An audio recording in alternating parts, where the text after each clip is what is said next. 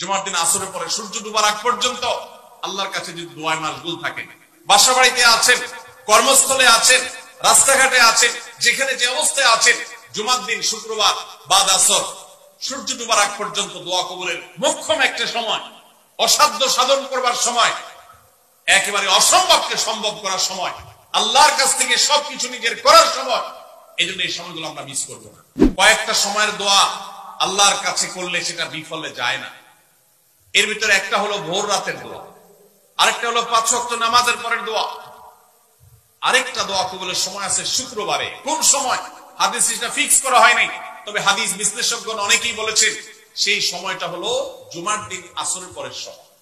জুমার দিন আসরের পরে সূর্য ডুবার আগ পর্যন্ত আল্লাহর কাছে যদি দোয়ায় মাশগুল থাকেন, বাসা বাড়িতে আছেন, কর্মস্থলে আছেন, রাস্তাঘাটে আছেন, যেখানে যে অবস্থায় আছেন, জুমার দিন শুক্রবার বাদ আসর সূর্য ডুবার আগ পর্যন্ত দোয়া কবুলের মোক্ষম একটা সময়, অসাধ্য সাধন করবার সময়, একেবারে অসম্ভবকে সম্ভব করার সময়, আল্লাহর কাছ থেকে সবকিছু নিজের করার সময়। এই জন্য এই সময়গুলো আমরা মিস করবো না। তো রমজান মাসের দোয়ার অভ্যাসটা যদি রমজানের পরে আপনি ধরে রাখতে পারেন, ব্যাস এনাফ। 5 ওয়াক্ত নামাজ, সকল প্রকার হারাম পাপাচার বর্জন, কোরআনে কারীমের তেলাওয়াত অল্প অল্প করে হলেও প্রতিদিন একটা সময় ফিক্স করে যে এই সময় কোরআন তেলাওয়াত ছাড়া কিছু করবো না।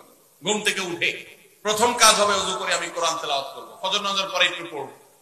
আর 4 নম্বর হলো দিন এবং রাতের কোন একটা সময় আল্লাহর কাছে দোয়া করার অভ্যাস করবো।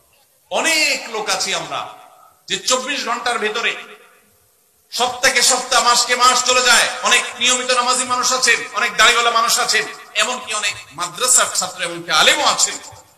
মাসকে মাস চলে যায়, আল্লাহর কাছে হাত তুলে একটু চোখের পানি ফেলে শেষ কবে দোয়া করেছি বলতে পারবো না। এর চাইতে বড় হতভাগা আর কেউ হতে পারে না। এই জন্য রমজান মাসের দোয়ার আমলটা, রমজানে হয়তো আপনি দিনে 4 বার 5 বার করেছেন, রমজানের পরে একবার করেন।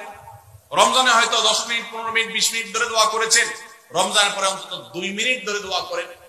এই 4টা কাজ, 5 ওয়াক্ত নামাজ, সকল পাপাচার বর্জন, কোরআনে কারীমের তিলাওয়াত, আর দিন এবং রাতের কোন একটা সময় আল্লাহর কাছে দোয়ায় মাশগুল হওয়া, এই 4টা কাজ রমজানের, এগুলো যদি আপনি ধরে রাখতে পারেন তো ইনশাআল্লাহ আপনার রমজান সাধনা, আপনার রমজান ইবাদত বন্দেগী আল্লাহর কাছে কবুল হয়েছে। আল্লাহ আপনাকে মুত্তাকি হওয়ার তৌফিক দিয়েছেন, মুত্তাকিদেরটাই আল্লাহ কবুল করেন।